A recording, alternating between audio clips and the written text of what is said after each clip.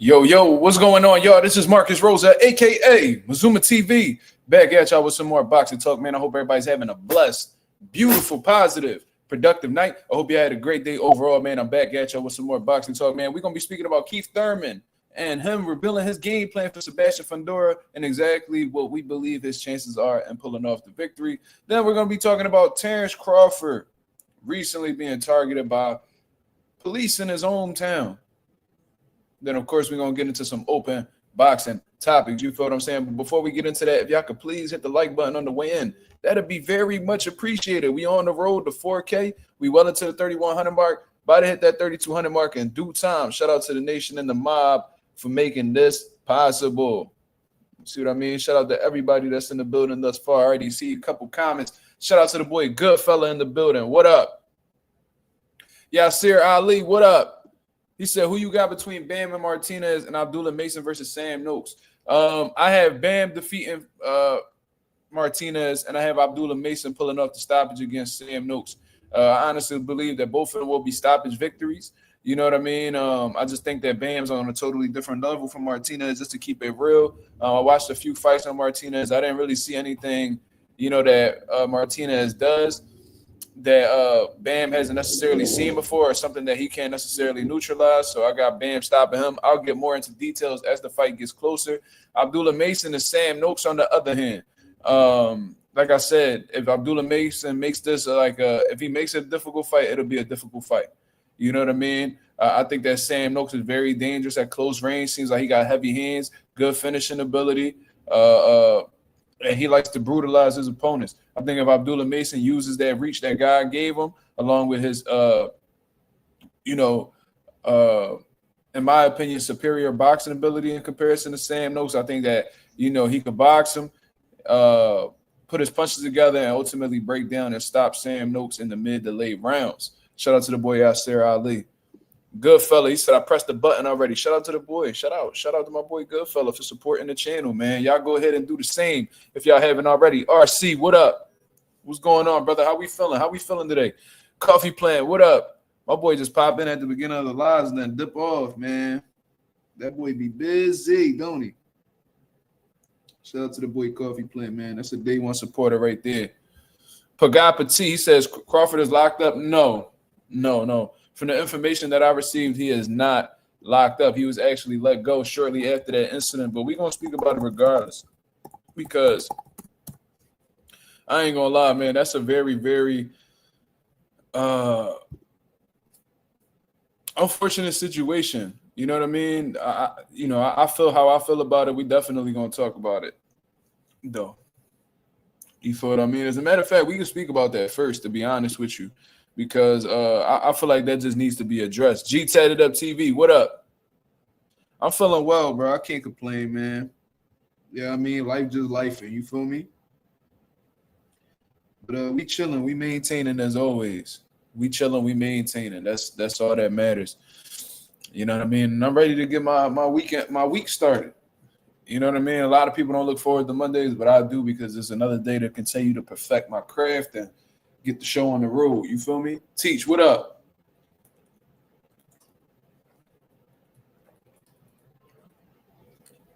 What up? Salute to the mob. Appreciate you, brother. Thank you. We got 21 people in the building, so let's go ahead and cook up, shall we? Yes, sir. The Eagles did their thing. They did their thing against the Buccaneers, man. The Buccaneers look like they was trailing a little comeback or whatever. Look like they was coming back with something, but I mean, the Eagles stood strong. You feel me? Great defense, man. The defense definitely saved us. And they have been these last couple of games. Any thoughts on the Pro Box card last night? I did get to watch Juanma Lopez de Jesus. I was able to see him, get that unanimous decision victory. Very, very awkward opponent, very dangerous opponent in terms of like lunging in, and Juanma was cut as a result of that, unfortunately. A type of fighter that's very awkward, you can't really prepare for, you know what I mean? But Juanma, you know what I mean? I think he got some things to tighten up. I think he needs to change his mentality up a little bit. Not trying to load up and bomb away, and just like, look, set your punches up, man. Let the knockout come to you. You know what I mean? Stop looking for it so much. You feel what I mean? But it's obvious that Walmart has some heavy hands. You know what I mean? Both hands, to be honest with you. I seen him dropping with the right hook. You know what I mean? From the southpaw stance, I seen him dropping with the left uppercut from the southpaw stance. So Walmart definitely got some good power. You feel me? So shout out to him. I was able to watch Najee Lopez. That was the most impressive one I seen out of the two. Out of the two fights I seen, Najee Lopez absolutely dominated Calvin Henderson. He never allowed Calvin Henderson to get his jab going, never allowed him to establish his range at all. There was only a handful of punches I seen land on Najee Lopez. But for the most part, it was definitely a great performance from Najee. Great punch selection, great jab. You know, Calvin wasn't ever able to make the proper adjustments to get past that jab or neutralize the jab. Najee was just having a good time. Then he started putting the right hand behind the jab, and he was boxing effortlessly. You know, he was being first, and whenever Calvin tried to counter, you know, he responded with his own counters. So he was being first and third, like we like to call it in boxing. You know, Najee, you know, he wasn't looking for the knockout. You know what I mean? He was able to hurt Calvin with a temple shot. His legs didn't respond well.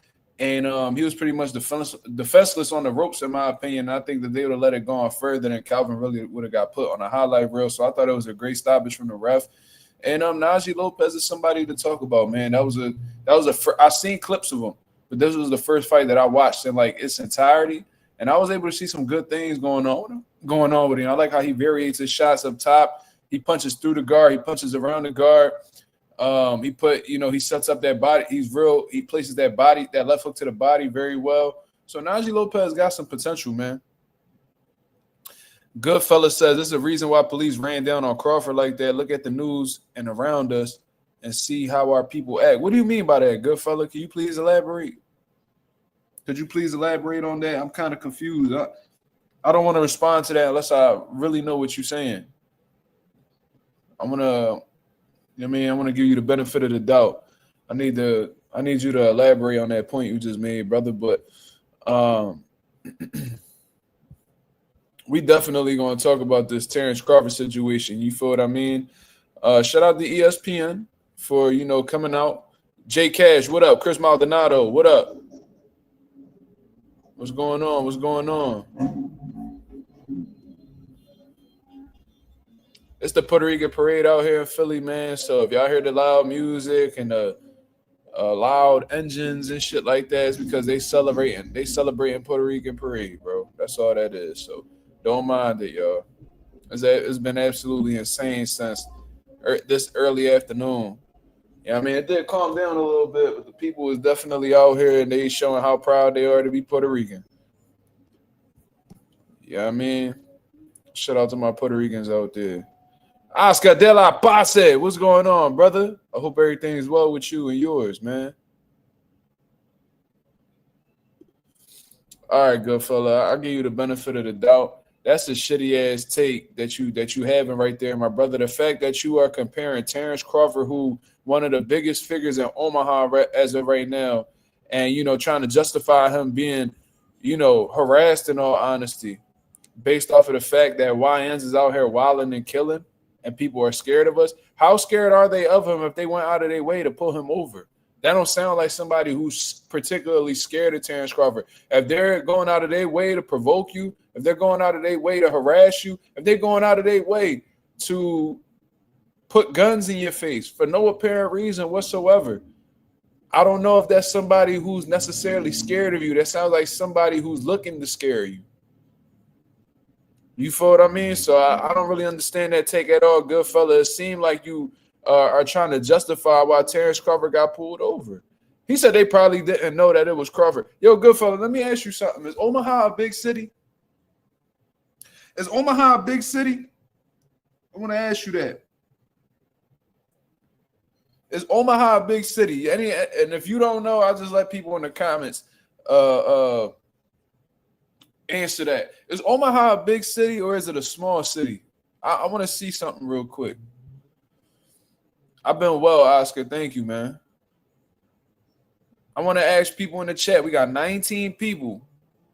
In the chat. I want y'all to tell me whether Omaha is a big city. Okay, biggest city in Nebraska.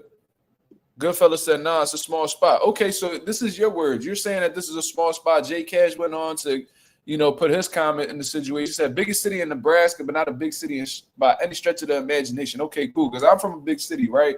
So let's say I was a world champion level boxer in Philadelphia. There might be some people that know me, but for the most part, they may not know me because, for one, boxing isn't the biggest sport in the city, and two, Philly's a pretty big city.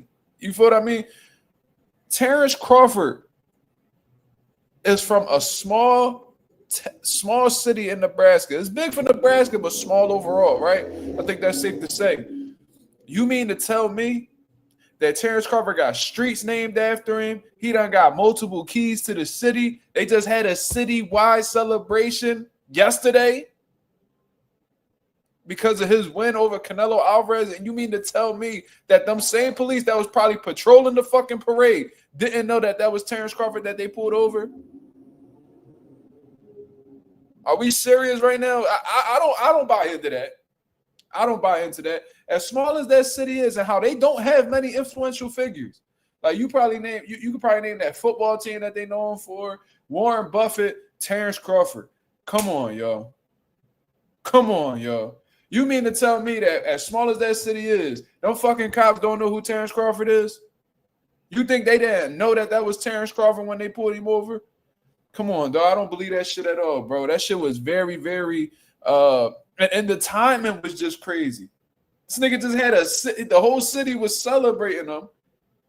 And that same night that he's celebrating his victory, he gets pulled over. And because he has a gun by the side of his car, he didn't reach for it. We see in the video, he didn't reach for it.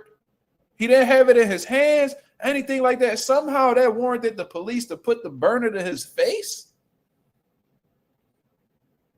And they say reckless driving. Bro, reckless driving could literally be anything. You could be going 35 and a 25, and that's reckless driving. Oh, you out here driving. You not being cautious enough while you driving. Bro, they could literally cite anything as a reason for reckless driving. If your car swerved just a little bit and come back into the lane, that'll give them probable cause to pull you over and cite reckless driving and give you a ticket for it. Trust me, I done been through them situations, right? So that's actually so good fella. That's kind of a disappointing take. You feel what I mean? To be honest with you, I don't really understand where you coming from with that. And Crawford ain't a YN. That man is 38 years old. He's established, and he is a black man. So of course he's gonna face racism regardless of how old he is. But we're not going to compare him to a YN out here drilling shit. This is a multimillionaire, successful man that the city knows very well. And they know that he's not going to be the type of dude to try to pull out a gun on police officers. What do I feel the reason for them running down on Crawford? I don't know. I'm not those police officers. But what I do know is they say, let's pull up this report. But I'm going to tell you, I'm going to read it, and then we're going to formulate some opinions. How about that? So shout out to Elizabeth Merrill for the post that she put up on ESPN.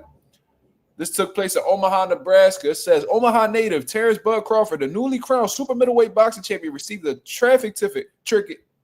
Sorry, I'm out here rambling, stumbling over my words. Traffic ticket for reckless driving early Sunday morning, just hours after thousands of people attended a downtown parade held in his honor. Just hours after. So, as a police officer, you know when parades are going on because, most of the time, either you or the people that you patrol with are monitoring the parade. You knew who the fuck that parade was for, brother. So, you knew that there was a parade there, but you ain't know what the parade was for. Out of 70,000, how many 70,000 people, how many was at the event? How many people was watching Canelo and Crawford? Let me see something real quick. 41 million global viewers. So 70,000 people was in the arena. 41 million people watched it globally, and those fucking cops that pulled Terence Crawford over didn't know that parade that they was having hours before they pulled him over was dedicated to Terence Crawford's victory over Canelo. Bro, miss me with the fucking bullshit, bro. Miss me with the fucking bullshit. Was there a gun held to his face? Yes, it was, Eugene. And there is video. To be honest with you, it triggers me because I'll tell y'all something. That happened to me. That happened to me. Down in South Philly, back when I was doing Uber Eats, I had to be around 20 to 21 years old. They said that, and I had a gray 2001 tinted Toyota Corolla, right? It was a little hoopty that was getting me from A to B, and I was delivering food, just trying to make ends meet as a college student. I got pulled over because the dude said that my car matched the description of a robbery. I rolled the window down, flashlight in my face. When I went to raise my hand because I was being blinded by the fucking bright flashlight that he put on my face, now a gun is in my face.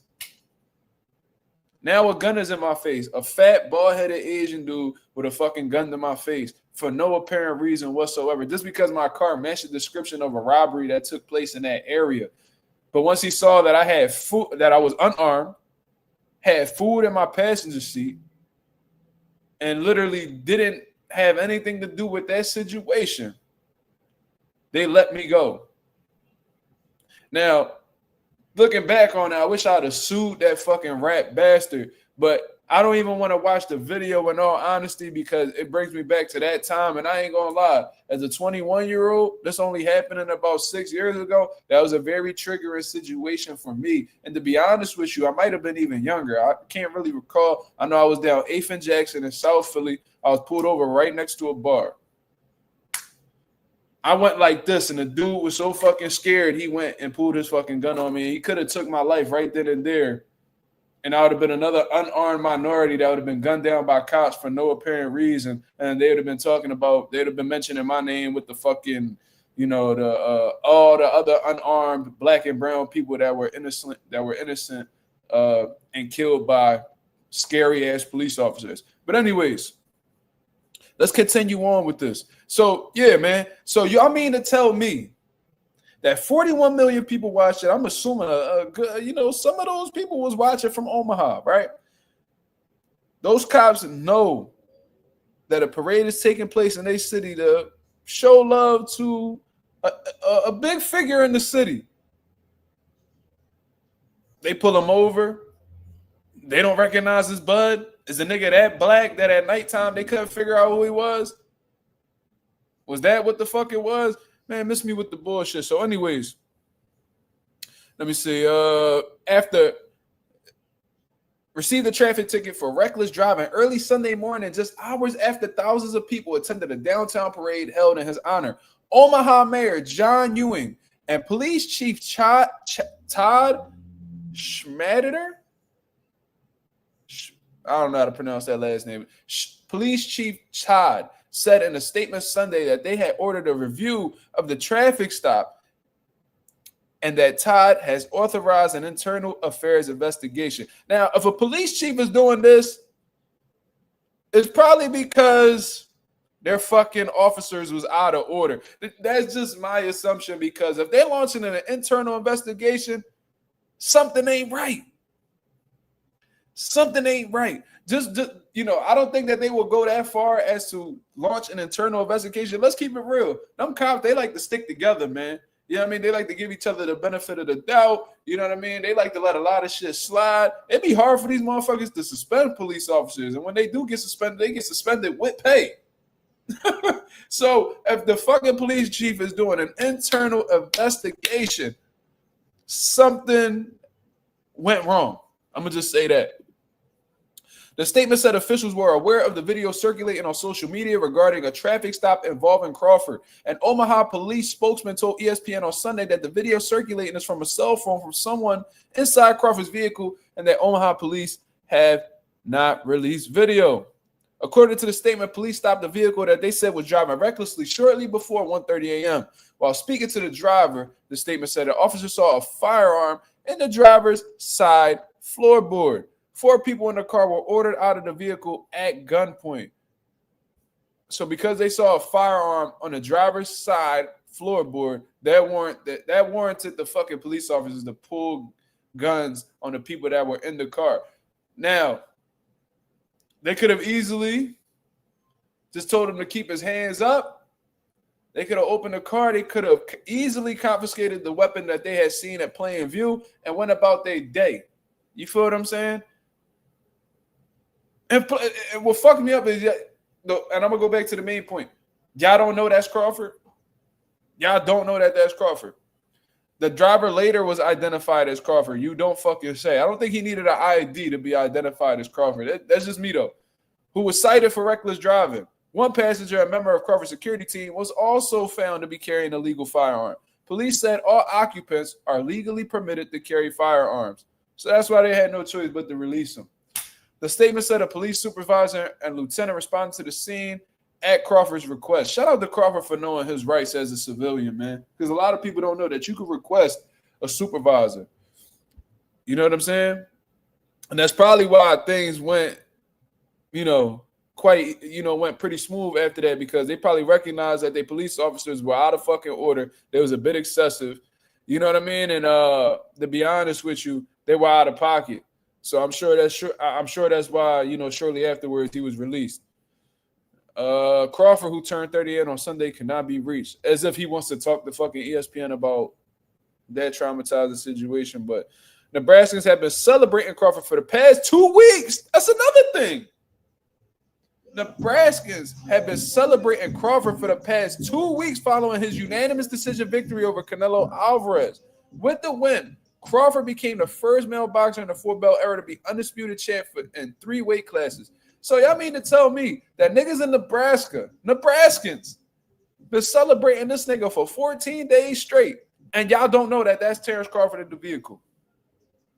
Y'all don't know Bud? He had to be later identified as Bud? Miss me with the bullshit, bro. I don't believe none of that.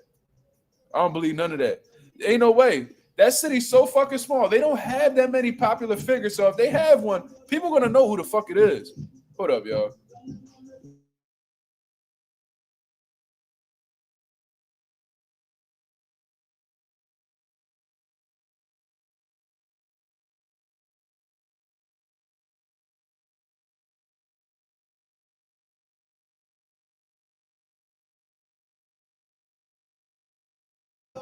I'm sorry, y'all. I cannot stand these dumbass Puerto Ricans, bro.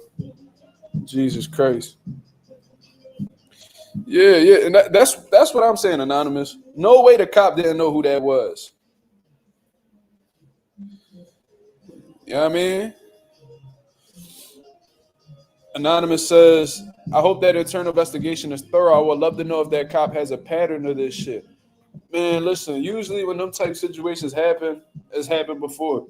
You feel what I mean? But I think where they fucked up at is that Bud is actually an influential figure in the city, meaning that he has ties with political figures in the city. So that's where it may get that police officer caught up.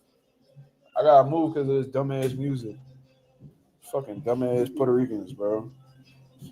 But yeah, man. So I think that's where he's gonna be fucking up at. Like he just had a situation, with the mayor. He's real cool with the mayor. That was his second key to the city.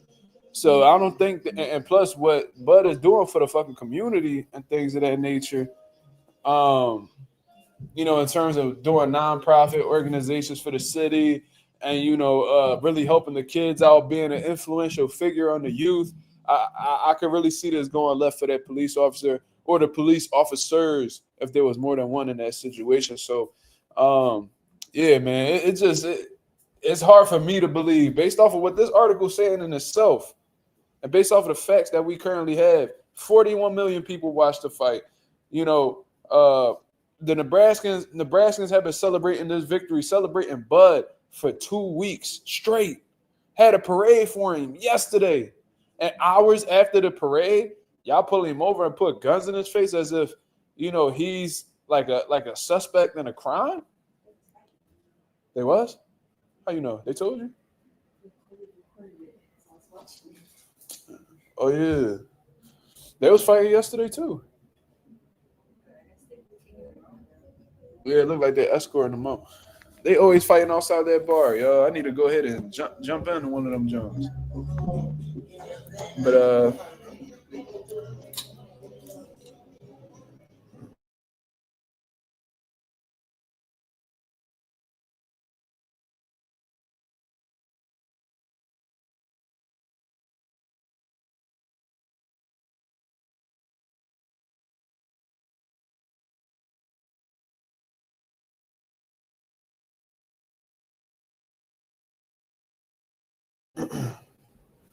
But anyways, it says F Body 02 said, I just heard that a cop saw a firearm, which is why the cop was on edge, but I could be wrong. Okay, seeing a firearm is one thing. Like, let's say Crawford actually had it on his lap or some shit like that. I could see why he would be on edge, right? You know what I mean? Or like if Crawford had it in his hand, all right, you know what I mean? Like, all right, you, like, bud, you tripping. But according to this article right here, an officer saw a firearm in a driver's side floorboard. Let me see. I'm gonna show y'all what a driver's side floorboard is if y'all don't know.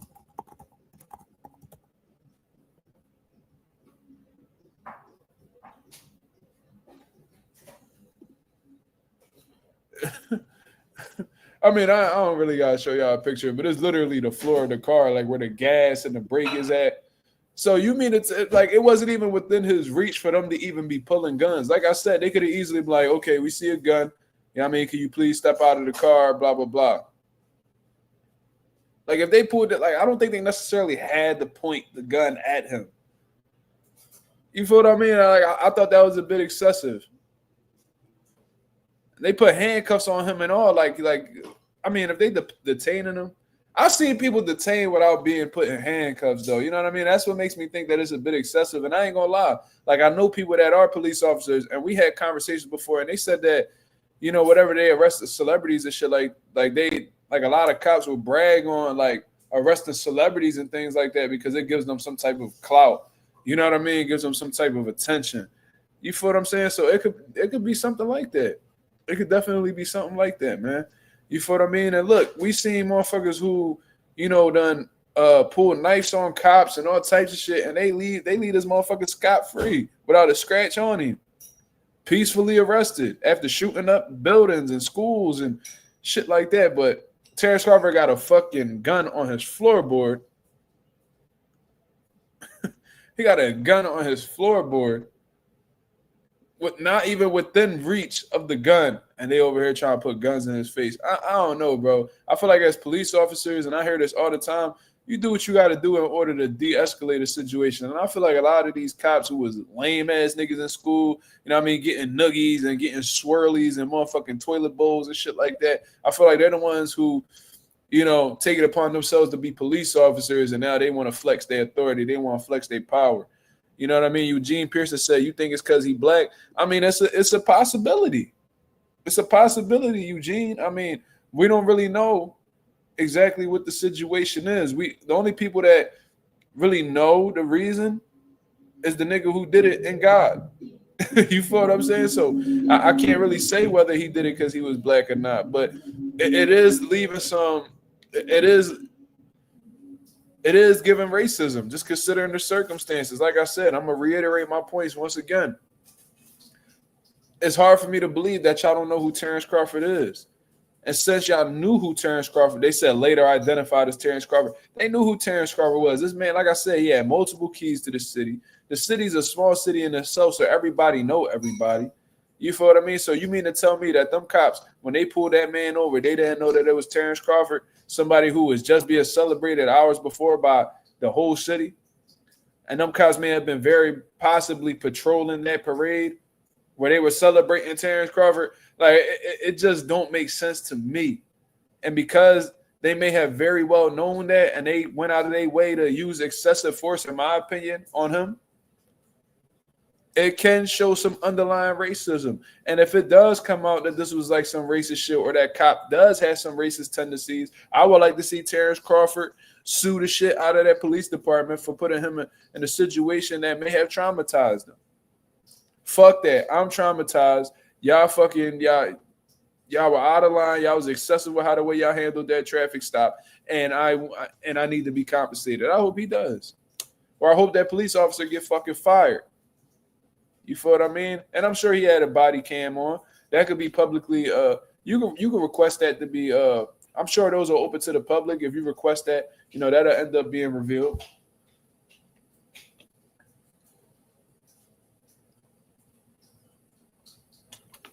So that's why I don't believe that bullshit. So when I heard Goodfellow over there talking about how pretty much excusing the fact that Bud just went through this situation because these YNs be out here wilding and white people scared of them. Man, miss me with that bullshit. Bud not a YN. And just because you black, don't categorize you as a YN. And I ain't gonna lie, I don't know if Goodfella white or whatever the case is, but I don't want to hear no white people saying YN. Because that's just another way of them saying nigga. And I don't even want to hear you say that. The moment that I hear the moment that you hear a white person say YN, correct them.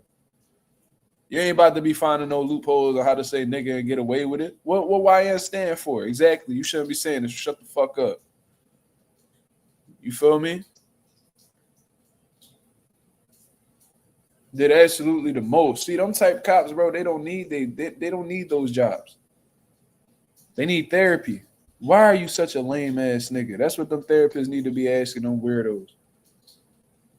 You feel me? But God bless Terence Crawford, man. Thank God nothing came as a result of that situation. Because, if they would have really been out of pocket, then we probably have a different story about Terence Crawford right now. And you already know how them cops do. When they shoot to kill. You feel me? So I'm glad, Terence Crawford didn't go through that situation. I'm glad that he's healthy and that he's safe so he can go back to, his family, his kids. People who love him. You feel what I mean? So, Terence Crawford, hold your head up. I know that could be a frustrating situation, but, we love you. The box community definitely loves you. We support you, and we wish you nothing but the best. You know what I mean? So shout out to Terence Crawford, man. I just found that last part funny. It was like Crawford, who turned 38 on Sunday, could not be reached. It's like, nigga, it's his birthday. And he just got pulled over for some bullshit. You think he want to talk to y'all? Hey, and that's another thing. Last Saturday, he led the Nebraska football team onto the field in this tunnel walk. So let's say you don't follow boxing at all and you from Nebraska. There's a high chance, a high probability that you watch football. This nigga led the team in this tunnel walk. You don't know who Bud is. I don't believe none of that, bro. I can sell that shit to anybody. I ain't gonna sell it to me though. Niggas ain't buying into that. Yeah, look at Brittany Griner on this, John. She get mad when you call her a girl. Look at her. She swears she a nigga. She hilarious. But anyways, yeah, man. So what's y'all thoughts and opinions, man? Let me go ahead and point out some comments. What's y'all thoughts and opinions on the whole situation? He said the cop probably Mexican mad about Canelo. I heard the Mexicans love Bud in Nebraska. You feel me? I heard they love him over there. So I don't know. I don't know if that was a Mexican situation. You feel me? His trainer was a Mexican. One of his trainers a Mexican. So I'm sure he tapped in with his folks over there. And in his speech, he actually shouted out the Mexicans. Shouted out them white, them pink people too. But, obviously they didn't really care too much about the shout out. You feel me? So I don't know. Eugene Pearson said, I just don't like the fact Ring Magazine went with the narratives on social media about it being reckless driving. I don't know if it was necessarily narratives on social media. That was literally what the police had stated. That was their reason for pulling Terence Crawford over. Now, whether he did it or not is a totally different discussion. But I don't think they riding off any narratives. I think they just, saying what the police said. You know what I mean? And that's just part of, part of being a media outlet is providing objective reporting or just going by the facts. So I don't know if it was necessarily a narrative on social media, Eugene. I just think that was the reason why cops decided to pull Bud over at 1:30 in the morning on his fucking birthday when he was just being celebrated hours before. You know what I mean? And apparently the mayors and all of them, they was at his party. I would love to see that body cam footage, though. I cannot wait for that to come out. I got to see this. I need to see if Bud was in the wrong or not. And if Bud really got, I hope Bud got a lawsuit. Tap their motherfucking pockets. Because I'm sick of that shit, bro. That shit gets really old. Them be having nothing better to do with their life. Bud was probably bullying that motherfucker that pulled him over in high school, so he probably Found that as a way to get back at him. Who knows? You know what I mean? J Cash, I do want to put that comment up. That may be demonetization eligible. Eligible. That might be a demonetization eligible comment. You know what? Fuck it. I'm gonna read it anyway. It says whites, the most violent people throughout modern history, has done a good job of painting black people, especially black Americans, historically nonviolent, as the most violent worldwide. Facts. No, I'm gonna address it, J Cash. You straight. That's definitely facts, brother. It just didn't feel right that I didn't bring that comment to the light. For me, so of course I'm gonna address it. But yeah, shout out to the boy J Cash. You feel what I mean? Out here talking that real shit.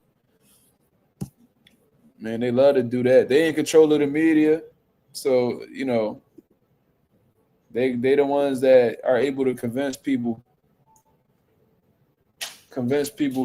of certain things, and it's easy to manipulate people. So if the news was constantly pushing out that there's this new illness out here that has a 95% mortality rate, and whole time it doesn't, people still gonna find a way to believe it just because they think that the media's information is law. But we've seen plenty of times. That the shit that the media be putting out here most of the time it be bullshit. You feel me? So, yeah, man. That's how they control a lot of people through media, through religion, all that bullshit. But that's a different conversation. You know what I mean? They always demonize us through the media. Facts. And Twitter, and that's why I can't be on Twitter, bro. That's why I refuse to be on Twitter. Because every time I go on there, I'm hearing with these, all of a sudden brave pink people. I'm seeing they tweets about how violent we are and how we make up the majority of the prison system, and like little shit like that, bro. I can't listen to shit like that. Everywhere I look, somebody saying something degrading towards our people, and then like openly being racist. I'm seeing like politicians openly being racist now. It's like, God damn, that boy Trump done gave y'all a whole lot of confidence, didn't they? But anyways, yo, Ralph, that's a fact, because there was this white boy that killed a SEPTA police officer in Philly a couple years back. His name was Christopher Fitzgerald. He came from a pretty wealthy family. He lived in $1 million house. The house they actually arrested him in was well over $1 million.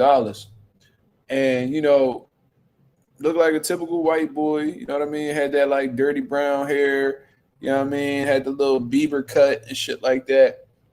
And instead of painting him out to be this demon, he killed a police officer. They was talking about, they just wanted to talk about how, his friends said that, he was a good person and all this shit. Bro, y'all never do that for black or brown people. Never.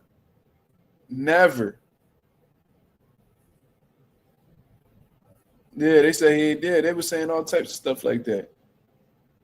That he had like a troubled childhood and all this bullshit. Like, say anything except that this nigga is a fucking thug. They never go out their way to call a white boy a thug. Y'all be peeping that shit? Should be absolutely insane. But as soon as a black person do something, that nigga's guilty. Throw him away. Put him away. Throw the key out. Yep.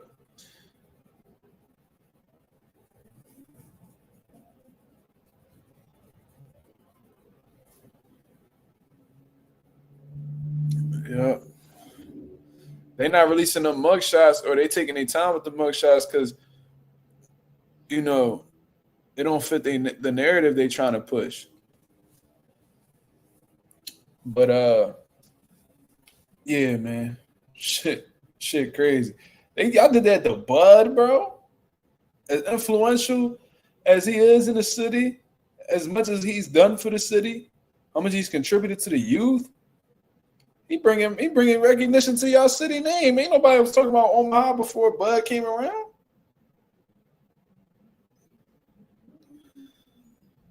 It's like, damn, that's how y'all gonna treat that man.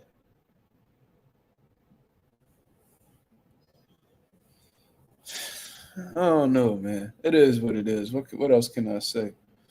Well, anyways, I actually wanted to speak about this subject too because I feel like I didn't see many media outlets speaking on this whole situation. And it was a good interview, man. Shout out to whoever put that interview out. Let me see. What's his name, man? No disrespect. Jeff Zimmerman. Ironically, his last name is Zimmerman, right? And we were just having this conversation. But anyways, not to shit on Jeff Zimmerman, man. I don't know him. He might be a good person. He did a pretty quality. He did a quality interview with Keith Thurman. You know what I'm saying? And Keith Thurman, like I said, you always want to hear what these guys got to say in the lead up to the fight because it gives you a good indication of where their mentality is.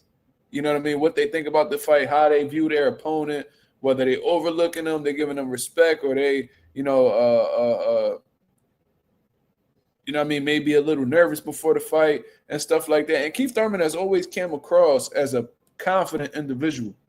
Regardless of who he's ever faced, he never looked like he's been intimidated. Always looked like he was the man for the job. You know what I mean? Even in a fight that he even lost with Manny Pacquiao, he's talking that shit to Manny Pacquiao. You know what I'm saying? So Keith Thurman always comes across as a confident guy, and of course against Sebastian Fundora, he feels like he has things that he could bring to the table that could defeat Sebastian Fundora.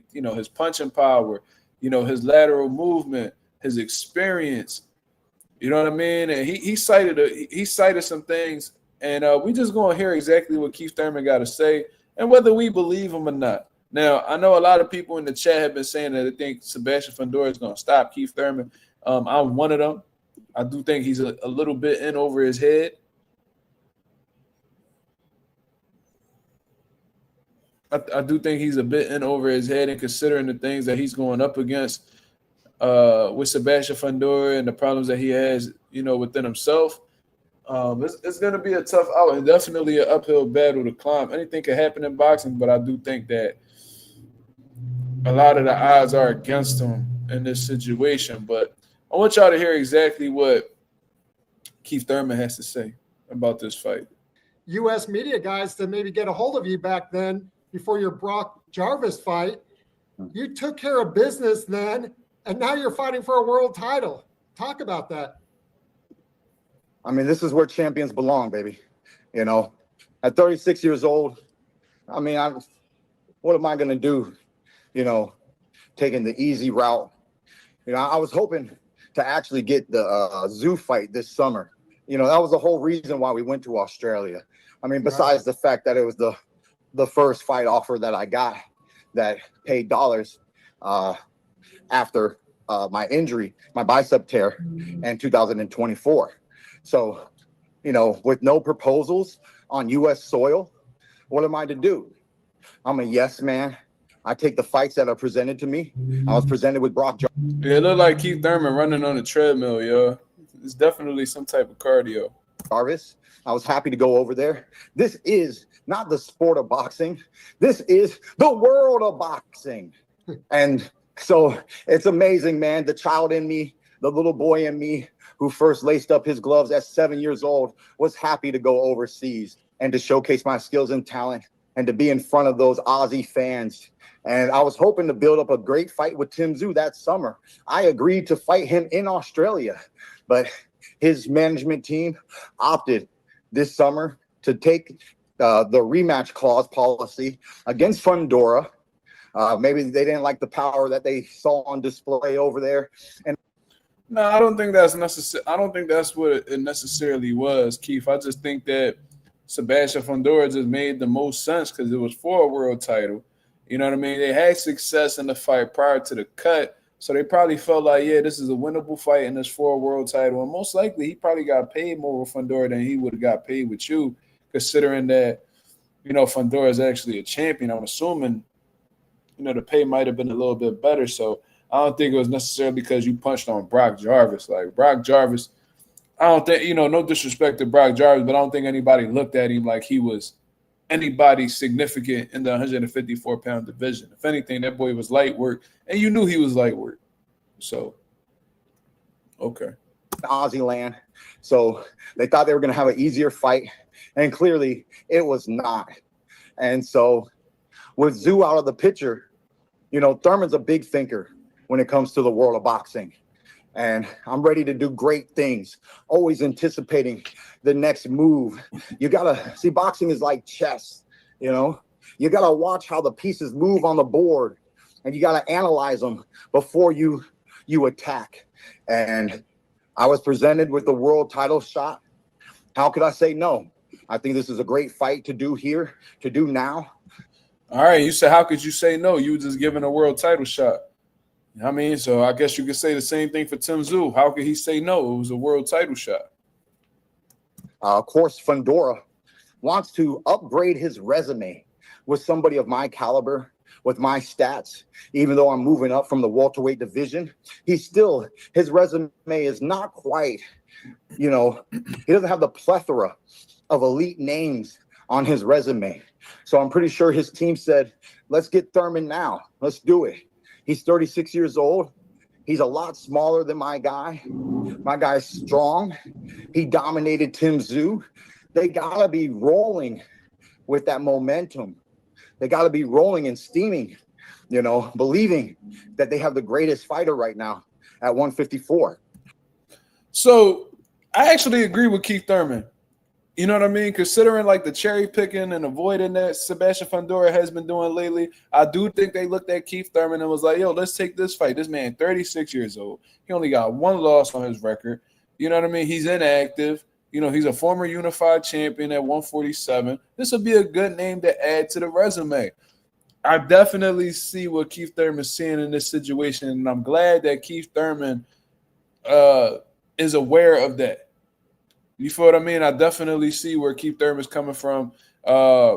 This move was definitely like calculated, I'm gonna say. This was definitely a calculated move on Fundora's part. And for Keith Thurman to notice that, he definitely had some great awareness. And Fundora doesn't have like a plethora of big names on his resume, so why not add Keith? And, I'm here to throw a wrecking ball into their vision. And that's what October 25th is all about for me. Nobody is lining up to fight the towering inferno, Mount Fundora, as you call it. That's a lie. Why you lying, Zimmerman? Nobody's lining up to fight Fundora. Why are you lying? At one point in time, Earl was lining up to fight Fundora. Terence Crawford was lined up to fight Fundora. Xander Zayas was lined up to fight Fundora. So what we talking about? Don't be doing. I mean, I know you just trying to ask your questions and all that, and you trying to big up Keith Thurman for taking the opportunity. But let's not be disingenuous now. Hold on.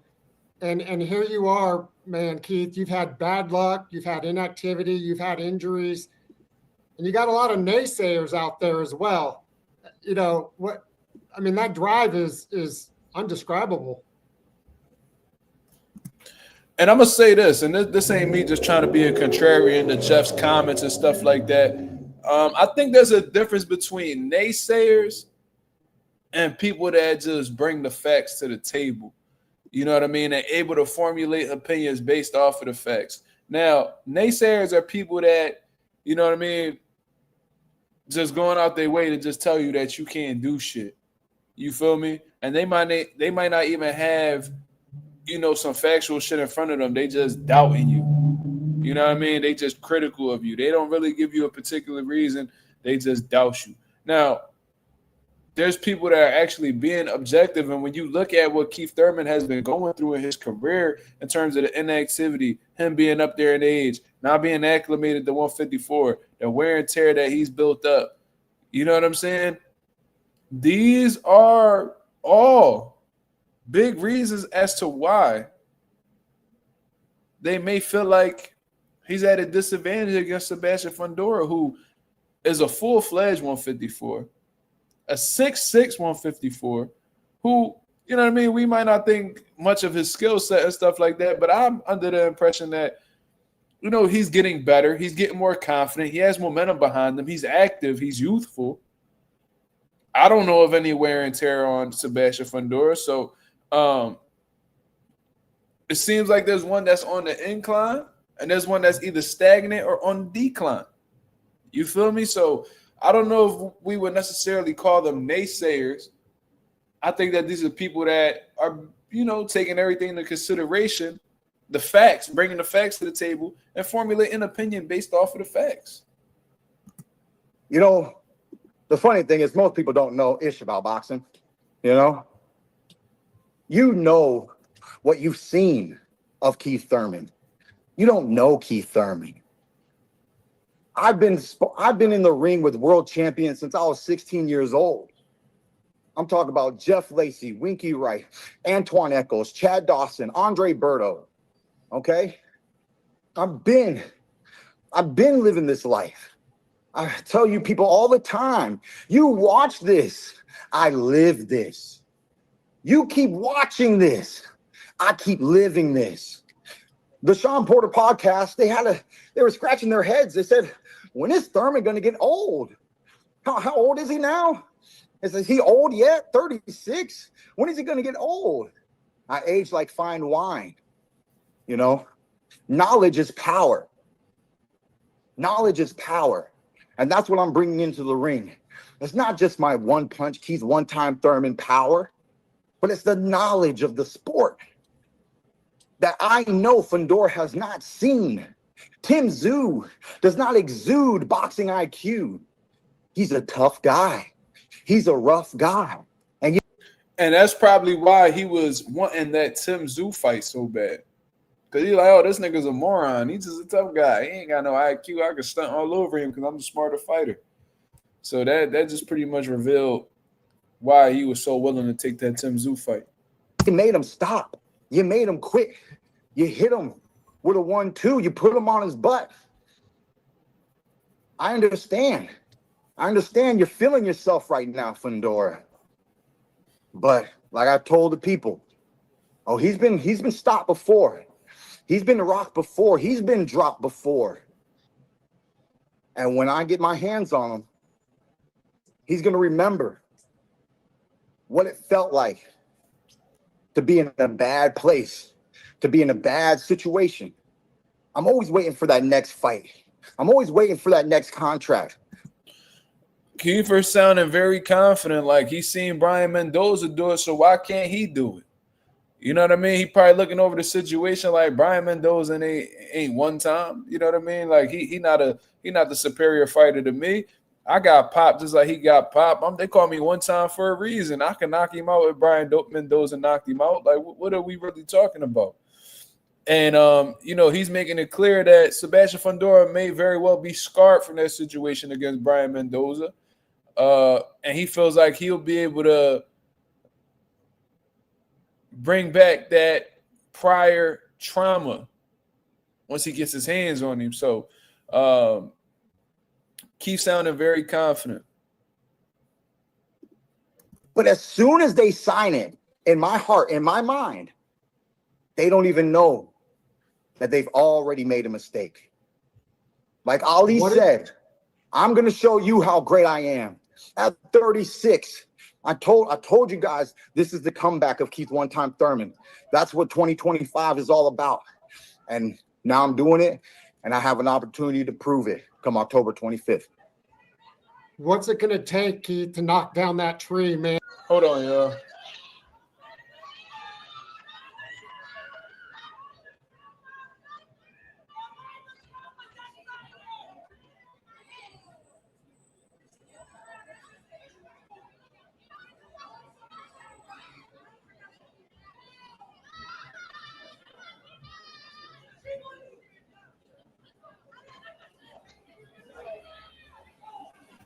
People out here acting like animals.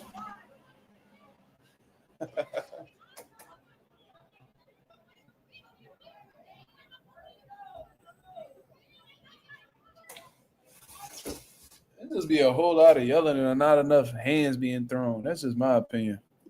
But anyways, And because you're right, he did get knocked out by Mendoza, that one punch, but he's been boxing a little bit more, trying to leverage that reach. But you're going to have to go into fire, or you're looking to put on a boxing lesson.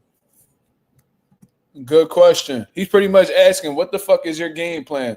without asking, "What is your game plan?" So that was a pretty smart way of putting that question together. And to be honest with you, there's only two ways to really approach Fundora. It's either you're gonna sit there and bang with the motherfucker, or you gonna box him. So which one you gonna do? So great question by I think his name is Jeff. Of course, we got to get close enough to hit the man. We got to get in the fire. When you look back at his last fight, which he was the dominant factor, but you look back at right before Tim Tszyu quit, I think the 7th round was Tim Tszyu's best round. I think he was all over the highlight reel.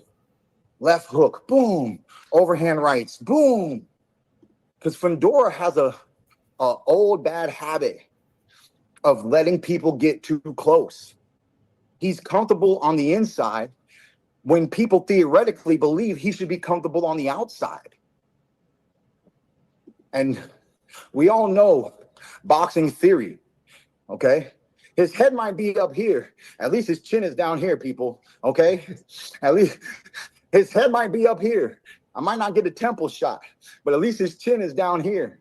That helps me a little bit, I'm looking at my target, what I really need to hit, where I really need to focus. But if you know boxing, how do you chop down a tree? You go to the body. You go. So you listen to what Keith's saying. He's definitely saying all the right things and how to approach Sebastian Fundora. You can tell he's been studying Fundora as well, because he's out here telling you his flaws and all. And he said that Sebastian Fundora has a terrible tendency of letting people get too close. And I've definitely noticed that. And I think that's why he takes a little bit more punches than necessary, because he's gotten so accustomed to fighting on the inside that fighting on the outside is unfamiliar to him. So, he pretty much welcomes people in when boxing them. And that's why, he ends up getting hit with those kind of shots. You know what I mean? And if you Keith Thurman and you know that you got heavy hands, you're explosive, you got good punching power, and Fundora has those tendencies, Keith's not going to be necessarily worried about being boxed from the outside, because every time he watch him fight, it's always easy for these smaller guys like Keith to find their way in and, land some big shots. So Keith, with his confidence and his punching power and, Sebastian Fundora's inability to, keep people outside of his jab, it gives Keith some confidence. So I see exactly why, he likes his chances in this fight. Because I felt like genuinely, I honestly believe that if Keith didn't really believe in his chances, he wouldn't take the fight. And he has a history of turning down fights. So that's what makes me say that. To the body. Look at the films. Has anybody really dug? Has anybody really dug into Fundora's body? I've yet to see it. And, the name's one time for a reason. There's going to be an opportunity for me to get a great headshot or a great body shot as we keep up with the pressure, as we sit in the heat, as we burn in the fire. Because luckily for me, he's rough, he's tough, but he's a little bit of a sloppy Joe. It's not Floyd Mayweather we're fighting. This is not Pernell Whitaker. Notice what he said. He said that he applying the pressure and he letting those bombs go. So based on, Keith could very well be lying. We won't really know until they fight. You feel what I mean? This could be a bluff for all we know. It is psychological warfare in there. It sounds like Keith going to be looking to be in the fire with Fundora. So it looks like we're going to have a good back and forth fight based off of what Keith is saying. Now, obviously, like I said, he could go back on his words and may very possibly be lying. But I genuinely feel like Keith don't got no other choice. I really don't. I feel like if he were to be on his bicycle and give that side to side movement, he might be able to fuck with Fundora's offense a little bit. But, I don't know if, he's going to be able to be effective offensively. You know what I mean? If he's going to be moving so much, I don't know if with Sebastian Fundora's height, if Fundora is going to, unless he just comes in recklessly, I don't know how Keith is going to be able to really get those big power shots off. Me personally, I think Keith's going to mix it up. I think Keith's going to be boxing and moving, and I think he's also going to be, going into the fire. I don't think he's just going to come in recklessly. Like, Keith's too smart of a fighter to just be sitting in the pocket with Fundora for 12 rounds. I just don't see that happening. But he's no ballerina. It's not the prettiest of the pretties, but he keeps grinding. He keeps pressing, and he's been a dominant force so far. Hey, what can I say? We're going to Vegas, baby. I'm a bet on myself. Hey, man, can't wait. And I know you got a lot of fans out there. All my interviews with you, man, they just blow up. Okay. Well, you going to Vegas, and Keith Thurman has been in Vegas heavy within his last few fights outside of the Brock Jarvis. I think he fought Barrios, and I think he fought Manny Pacquiao over there as well. So, you took a loss, you took a win over there. You feel what I mean? So hopefully you have more of a Mario Barrios type performance, and you don't have a Manny Pacquiao one. You feel what I mean? Because you shooting 500 from the field. You got a 500 record out there in Vegas in terms of your most recent fight. So,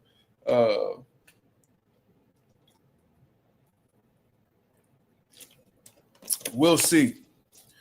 Eugene Pearson says, you think Keith going to play boxer puncher pretty much? I think that's just who he is as a boxer. I think that Keith Thurman is a boxer puncher.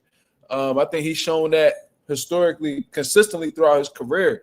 When you watch the Danny Garcia fight, for instance, there was especially early in the fight, there was moments where he sat there and he rocked Danny with some big shots, and then the majority of the fight he was on his bicycle, just being a sharper fighter, just outthinking him, outboxing him.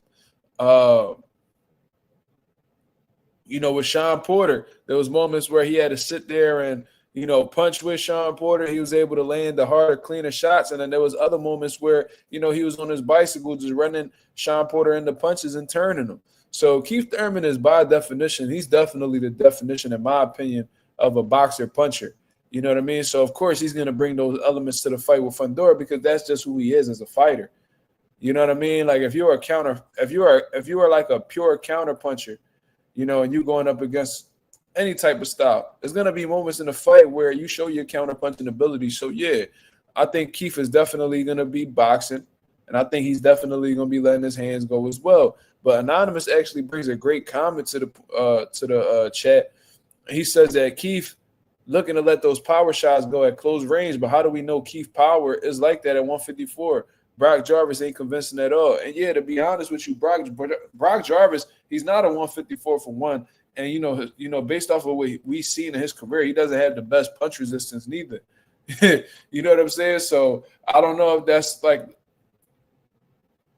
that fight gives us reassurance as boxer fans that he's going to be punching very hard at 154 pounds. We've seen fighters who moved up and punched harder. Then we see fighters who moved up, examples for that.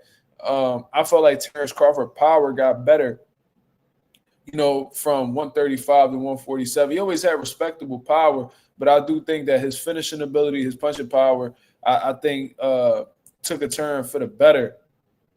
Took a turn positively from 35 to 47. Then you got guys who, moved up one weight class and their power don't seem to be the same. Like, Teofimo Lopez. So, it could go either way. Keith he's been at the division he's been at 47 for a long time, man. And you know, just watching him come up, it always seemed like 47 was a bit of a sacrifice for him. I think he's one of those welterweights that, you know, puts on a good amount of weight in the offseason. So maybe 54 will help him. Maybe he'll be able to keep some strength. Maybe he'll have more pop on his punches, you know, with those additional 7 pounds. But one thing I do know is that Sebastian, even though he's been sparked before and shit like that, he could take a pretty solid punch, man. He could take a beating. So if Keith is just punching regularly in the weight class and doesn't get Fundora's respect, that could really be a bad situation for Keith. You know what I mean? George says, do you think Keith needs to KO Fundora to win, or can he win on points? If Fundora is not able to, if he's having a lot of trouble with like Keith's side to side movement and shit like that, then you know, Keith could possibly outpoint him. You know what I mean? I think it's possible. I just think that Keith has to fight a very, very disciplined fight. His legs need to be underneath him. He has to put on a great display of boxing. You know what I mean? But he definitely, I don't think he necessarily needs to KO Fundora. I think he could win by points. But he will need to put on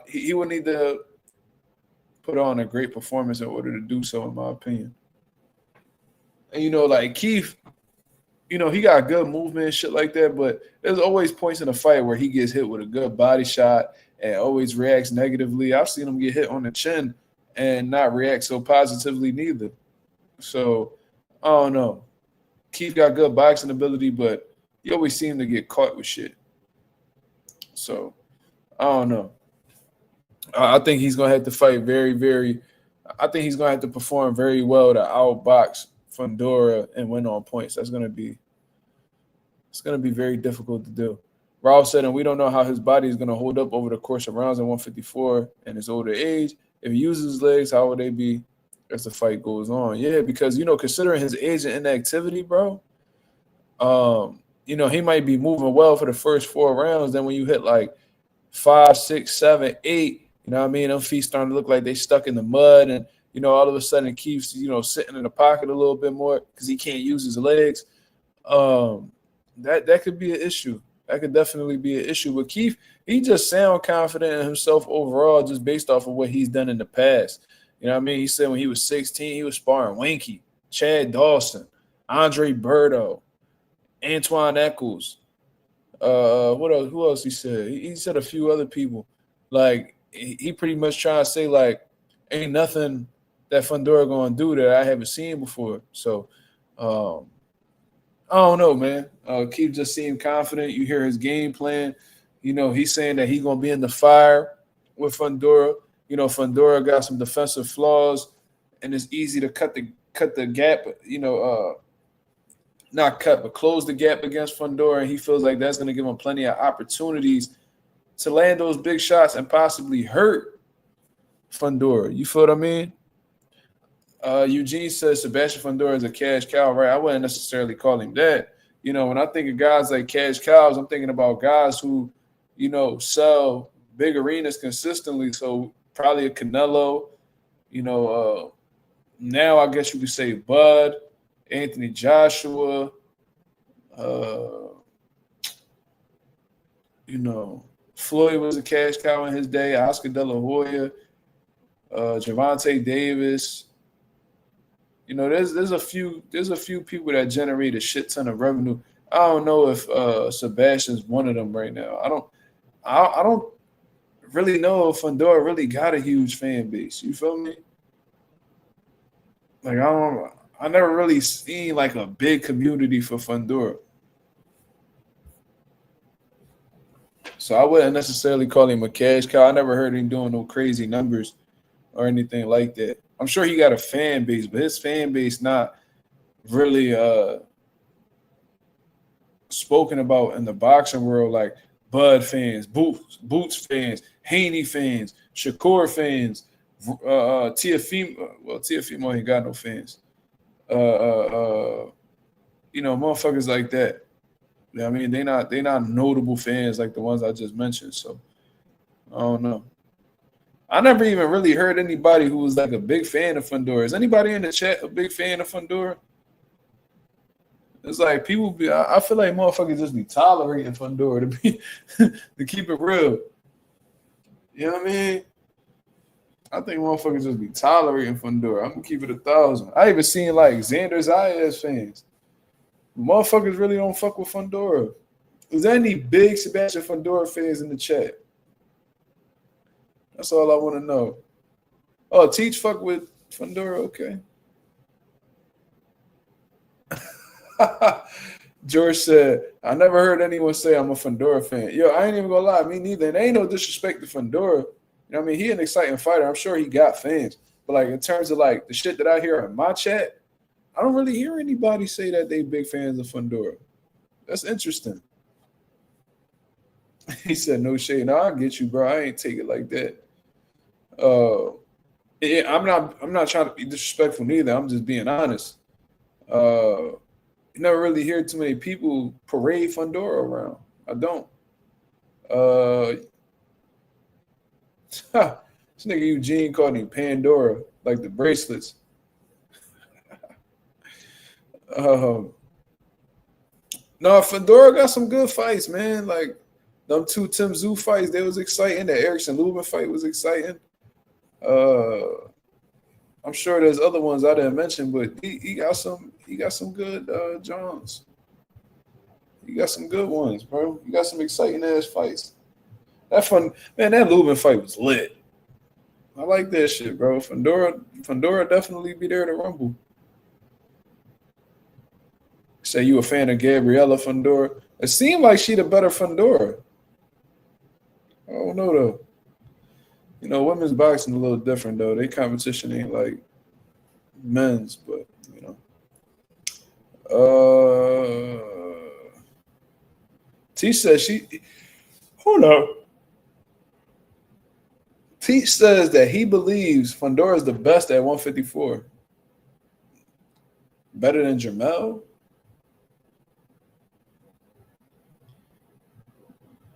Wow. Better than Boots? I mean, I know Boots ain't fight there yet, but I don't know. It's that's a crazy take, to be honest. I don't know. He got to prove it. You feel me? Fundora definitely got to prove it, but I'm gonna be real. I don't know why Jermell ain't knocking on Fundora door to get that fight. I don't know why he not knocking down. I don't know why he not even trying to. I seen him call some people out, obviously, but I don't know, man. Are you waiting for the Fundora and Thurman winner? I don't know what's taking him so long, bro.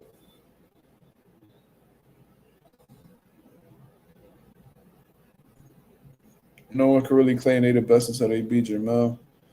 Yeah, I mean, that's the man right there. Ain't nobody take them belts off of him. He was just stripped for cashing out on that Canelo shit. But until somebody beat him, it's kind of like Josh Taylor. It's like you can't really call yourself no type of lineal champ and none of that shit unless you know what I mean, beat that boy. But we got any last questions before we get up out of here, man? I'm very tired. I gotta get up early to start my day tomorrow. So if anybody got any more questions they need me to answer or any topics y'all want to speak on, please let me know.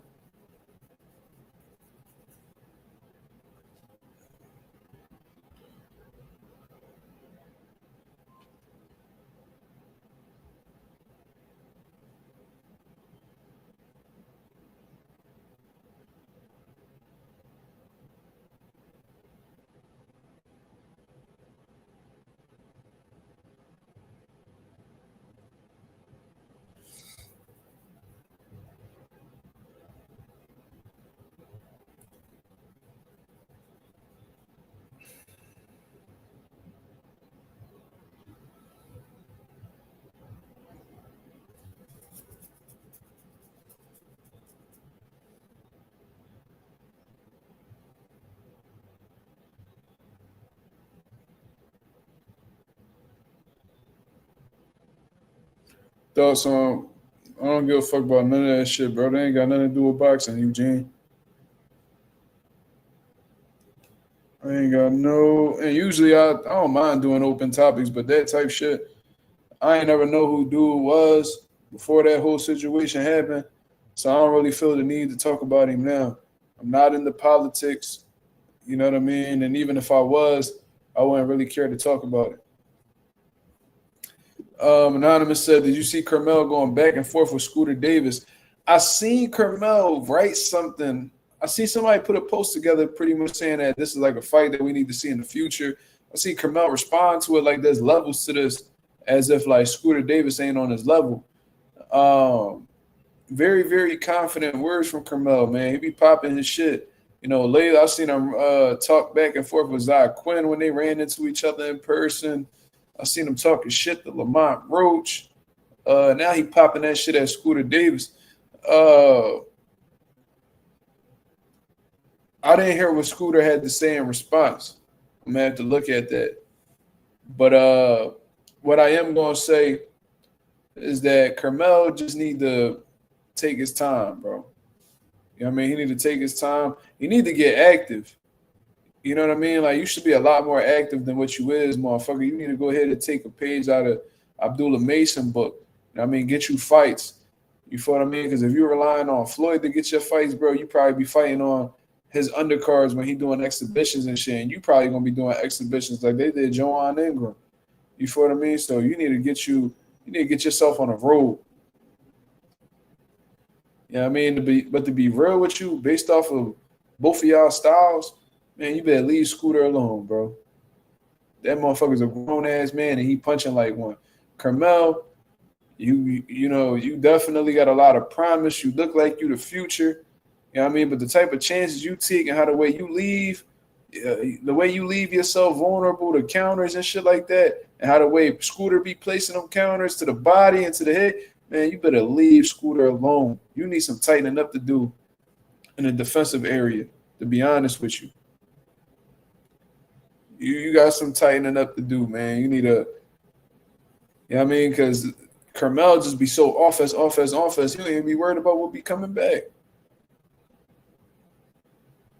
I mean, and you got to take chances. Let's not get it wrong, but I mean, I seen not Carmel get hurt, but I've seen him run into some shit. For me, you better leave Scooter alone, cuz. Leave him alone. You got some building to do. You got some polishing up to do. Stop letting Floyd put a battery in your back, because he's going to put you in a situation. And that's the thing about Floyd. You know Floyd don't want you to do better than him. So I don't even know why the fuck you signed with him. But, yeah, I mean, I digress. It is what it is. I think Scooter is just a little too dangerous for Carmel right now. But Carmel, he confident. And, I mean, he probably knows some shit that we don't. So, that's my time for the day, man. I appreciate everybody that came through and showed love. As always, if y'all could go ahead and hit the like button on the way out, that'd be very much appreciated. Like I said, we on the road to 4K. We well into the 3,100 mark. About to hit that 3,200 mark in due time. You know what I mean? So we currently at 33,172 subs.